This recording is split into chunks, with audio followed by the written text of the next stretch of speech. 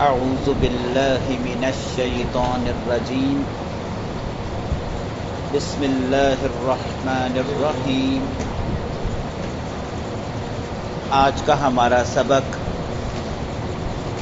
سورہ شعراء آیت نمبر 105 سے ہے جی، جس میں اللہ تبارک و تعالی نوح علیہ السلام کا قصہ بیان فرمائیں گے۔ آپ پہلے بھی سن چکے ہیں۔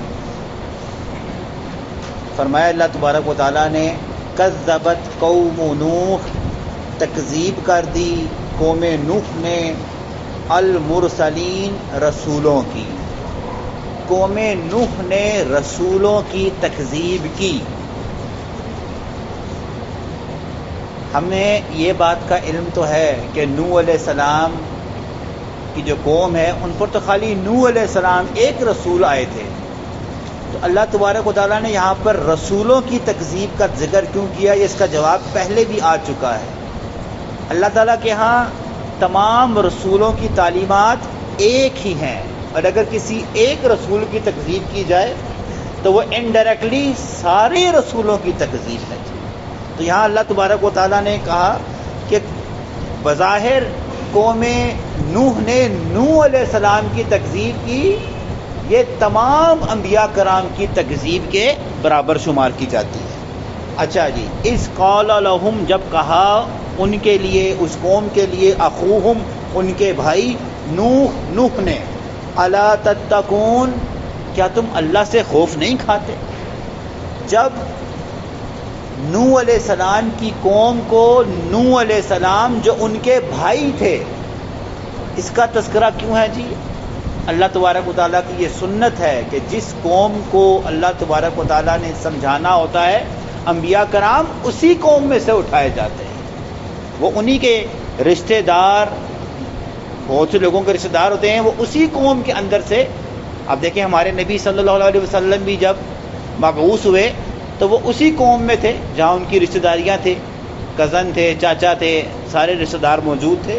تو اللہ نے کہا یہ اللہ تعالیٰ کی سنت ہے، باہر سے ایک بندہ کوئی آئے گا نا، تو ایک تو یہ کہ اس کی زبان اور اس کی زبان مختلف ہو سکتی ہے، اور لوگ اس کو پہچانتے ہی نہیں ہیں، جانتے ہی نہیں ہیں، تو لوگ اس پر ٹرسٹ بھی نہیں کریں گے۔ تو اللہ تعالیٰ کی سنت یہ ہے کہ اسی علاقے میں رہنے والے سب سے بہترین انسان کو اللہ تبارک و تعالیٰ نبی بنا دیتے ہیں، تاکہ لوگوں کو پتہ چلے کہ ہاں جی اس نے تو زندگی ہمارے درمیان گزاری ہے، جیسے ہمارے نبی صادق اور امین شمار تھے نبوت سے پہلے۔ اس طرح ہر انبیاء، ہر نبی جو ہے اپنی قوم کا سب سے عظیم، با اخلاق، با کردار انسان ہوتا ہے۔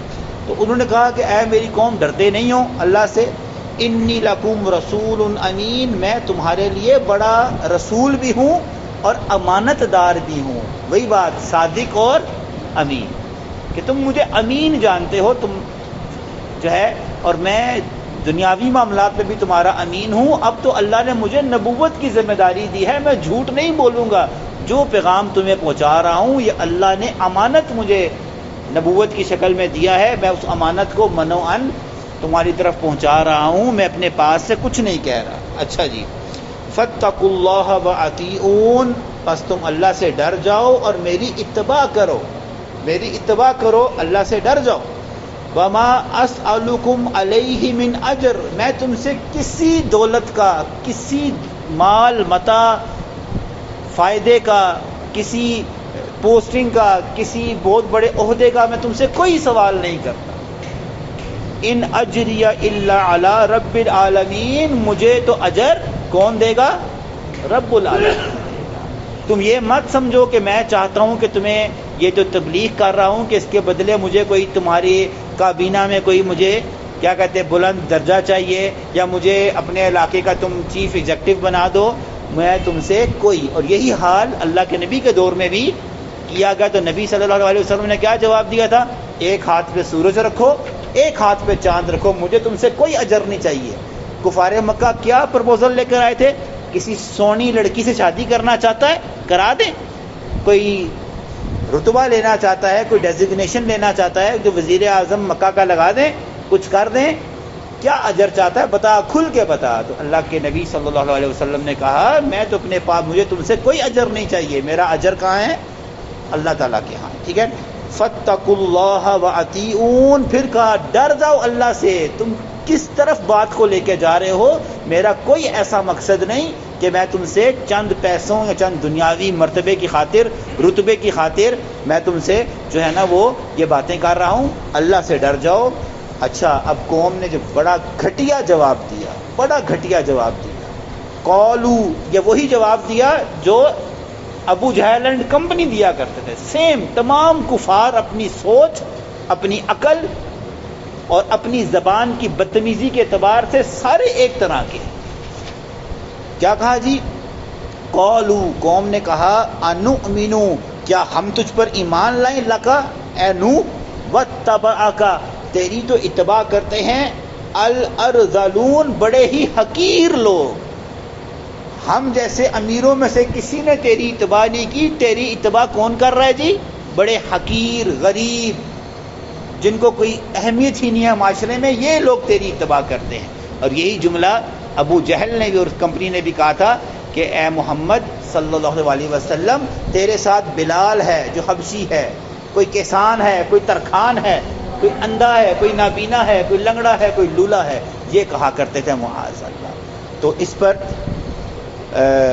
قوم نے کہا اے نوح علیہ السلام، تیری اتباع تو بڑے حقیر سے لوگ کر رہے ہیں. اب نوح علیہ السلام کا جواب سنیں. قال، کہا نوح علیہ السلام نے، وما علمی، اور مجھے کیا علم ہے، بما کانوا یعملون، جو یہ لوگ عمل کرتے ہیں، یا لوگ جو مجھ سے پہلے گزر گئے، یا جو جب میں نبی نہیں تھا اس سے پہلے جو لوگ وہ کرتے ہیں، اس کا مجھے کوئی علم نہیں اور نہ مجھے کوئی اس کی ضرورت ہے. کیوں؟ اب میں نبی بنا کر بھیجا گیا ہوں. جتنے لوگ پیچھے گزر گئے وہ جو عمل کرتے تھے وہ جانے ان کا رب جانے. نہ میں نے ان کے بارے میں کوئی آپ سے بات کرنی ہے، نہ میں نے ان کے بارے میں آپ سے کوئی سوال کرنا ہے. کیا کرنا ہے جی؟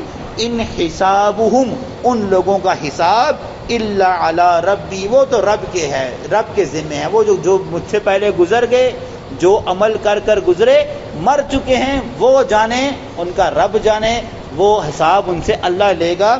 لو تشعرون، کاش تمہیں اس بات کا شعور ہو. مطلب کیا؟ خود کہہ رہے ہو جو پہلے لوگ گزر گئے ہیں یا جو ہیں وہ بے ہدایتیں گزرے ہیں، اب ان کا تو اللہ ان سے حساب کتاب لے گا. تم تو عقل کرو، تمہارے سامنے اللہ کا رسول کھڑا ہے. اگر تم نے بھی انہی کی طرح تکذیب کرنی ہے تو ان کا حشر تو بہت برا ہے، تو تمہارا حشر بھی کیا ہوگا؟ بہت برا ہو جائے گا. کاش تمہیں عقل آ جائے، شعور آ جائے کہ تمہارے پاس میں نبی بنا کر بھیجا گیا ہوں، اب تو میری بات مان کر اپنی عاقبت، اپنی آخرت اور اپنی دنیا بہتر کر لو جی. اچھا، اور ساتھ ہی کہا کہ جب کفار نے کہا گیا کہ بڑے حقیر لوگ جو ہیں کیا ہے تمہارے پیروکار ہیں، اب نوح علیہ السلام نے کیا فرمایا؟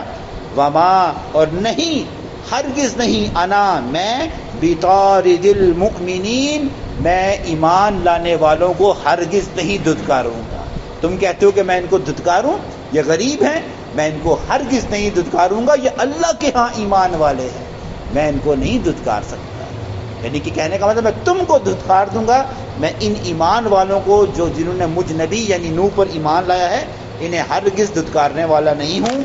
ان انا، ہاں بے شک میں، الا، سوائے اس کے، نذیر مبین، میں ڈر کو پھیلانے والا ہوں کھلا کر کر. میں تمہیں اللہ کی طرف سے ڈرانے آیا ہوں کہ انسان بن جاؤ. تم انسان تو ہو لیکن انسان بنے نہیں ہو. انسان بننے کے لیے تمہیں اللہ اور اس کے رسول یعنی میری نوح کی اتباع کرنی ہوگی. میں تمہیں صرف اللہ کا خوف دلانے اور آخرت کے عذاب سے ڈرانے آیا ہوں. جب قوم نے یہ سنا، قوم کو یہ اپنی انسلٹ فیل ہوگی، ہیں جی کل کا نوح غریب آج ہمیں آنکھیں دکھاتا ہے. اب نوح علیہ السلام کو دھمکی دے دی، اور دھمکی بھی کون سی دی؟ ذرا سننے والی تھی. یہ ایسے بدبخت لوگ ہیں، جب لوگ اس بدبختی کو پہنچتے ہیں نا تو پھر اللہ ہدایتوں کے دروازے بند کر دیتا ہے. کیا بدبختی کی؟ یہ اللہ کے پیغمبر کو کہہ رہے ہیں. قالو، کہا قوم نے، لئن لم تنتہی، اے نوح اگر تو باز نہ آیا، یا نوح، اے نوح، لَتَكُونَنَّ ہم تجھے ضرور کر دیں گے من المرجومین پتھر مار مار کے تجھے قتل کر دیں گے معاذ اللہ۔ یہ قوم کہہ رہی ہے کس کو جی؟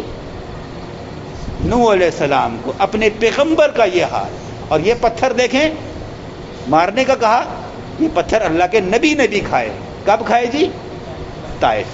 اس کا مطلب ہے آدم علیہ السلام سے لے کر قیامت تک کے کفار سوچ کے اعتبار سے، اپنے عمل کے اعتبار سے، اپنی زبان سے نکالنے والی بدتمیزیوں کے اعتبار سے سارے ایک ہی رنگ میں رنگے ہوئے ہیں، سارے بدتمیزیوں کی انتہا پر ہیں۔ انہوں نے کہا اے نوح ہم تجھے رجم کر دیں گے، ہم تجھے پتھر مار مار کے جان سے مار دیں گے اگر تو باز نہ آیا۔ اب نوح علیہ السلام کو بھی سمجھ آ گئی کہ یہ قوم میری جو ہے نا کسی پیراہے میں نہیں آ رہی۔ اچھا جی، اب اللہ سے دعا کر دی، دیکھ لیا کہ اب کہ یہ مجھے مار ہی نہ دیں، اللہ سے دعا کر دی، وہ دعائیں ہیں اور پھر رکوع ختم ہو جائے گا اور ہمارا سبق بھی۔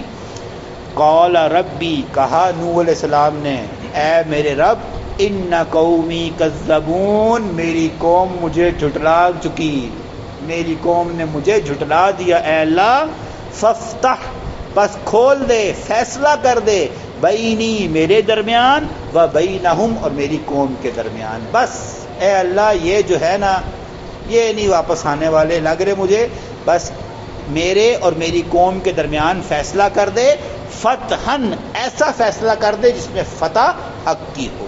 اور پھر اللہ نے ایسے ہی فیصلہ کیا، ابھی آپ سنیں گے۔ اور ساتھ ہی کہا وَنَجِّنِي، اے اللہ مجھے بچا دے، وَمَن مَعِيَ اور جو یہ میرے ساتھ تجھ پر ایمان لانے والے چند لوگ ہیں ان کو بھی بچا دے، من المؤمنین، کیونکہ یہ مومنوں میں سے ہیں، باقی ساری قوم وہ مجھے جھٹلا چکی، انہوں نے اپنے اوپر عذاب کو حق کر لیا ہے۔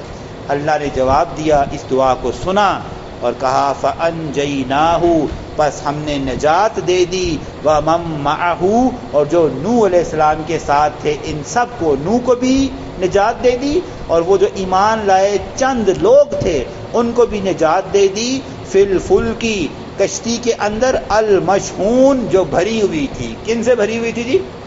انسان تو بہت کم تھے اس کے اندر، چند لوگ ایمان لائے تھے، باقی کس سے بھری ہوئی تھی؟ تمام جانوروں کے جوڑوں سے، یا پیچھے سن کر آئے ہیں سارا کچھ ہے نا، ان سے بھری، اللہ کی مخلوق سے، کیونکہ اس کے بعد وہ پورا علاقہ زمین و آسمان کے پانی سے برابر کر دیا گیا تھا۔ ثم اغرقنا، پھر ہم نے غرق کر دیا، بعد الباقین جو باقی بچ جانے والے تھے ان سب کو غرق کر دیا۔ اور ہم پیچھے سن کر آئے تھے ان غرق ہونے والوں میں سے کون تھا؟ ایک سگا بیٹا تھا، سگا بیٹا بھی ایمان کی دولت سے محروم رہا اور باپ کی آنکھوں کے سامنے غرق ہو گیا جی۔ ان فی ذالک لآیا، اس میں تمہارے لیے عبرت ہے، نشانی ہے، یہ اللہ کا معجزہ ہے جو نوح کو دیا گیا اور اللہ کا عذاب ہے جو اس کی قوم کو دیا گیا، ٹھیک ہے۔ وما کان اکثرہم، نہیں تم میں سے اکثر مؤمنین ایمان لانے والے، اکثر تم یہ سارا قصہ سنتے ہو، اس کو کہانی سمجھ کے بھول جاتے ہو، یہ کہانی سمجھ کر بھول جانے والا واقعہ نہیں ہے۔ اللہ نے کہا عبرت ہے، یہ اصل ہے، یہ کوئی مزے لینے والی کوئی قصہ کہانی نہیں ہے جس کو مزے لیا اور اس کے بعد دی اینڈ کر دیا۔ اللہ نے کہا نہیں، یہ جو ہے ایسی اللہ کی عبرت ہے، نشانی ہے، لیکن اس سے بھی اکثر تم میں سے لوگ تب بھی ہدایت نہیں پکڑتے، تب بھی ایمان نہیں لاتے۔ تو رب نے کہا وَإِنَّ رَبَّكَ لَهُوَ الْعَزِيزُ الرَّحِيمُ، نہ لاؤ ایمان، تمہارا رب غالب بھی ہے، رحم کرنے والا بھی ہے۔ ایمان لاؤ گے تو تم پر کیا جائے گا، نہیں ایمان لاؤ گے تو جس طرح سارے غرق ہوئے، تباہ ہوئے، نیست و نابود ہوئے، تمہارا بھی رب ایسا ہی حال کرے گا۔ دنیا میں بھی تنگ گزرو گے، قبروں میں بھی عذابوں میں گزرو گے، قیامت کے دن بھی جہنم کی تم جو ہے نا وہ اللہ تعالیٰ تمہیں اس کا عذاب چکھائے گا۔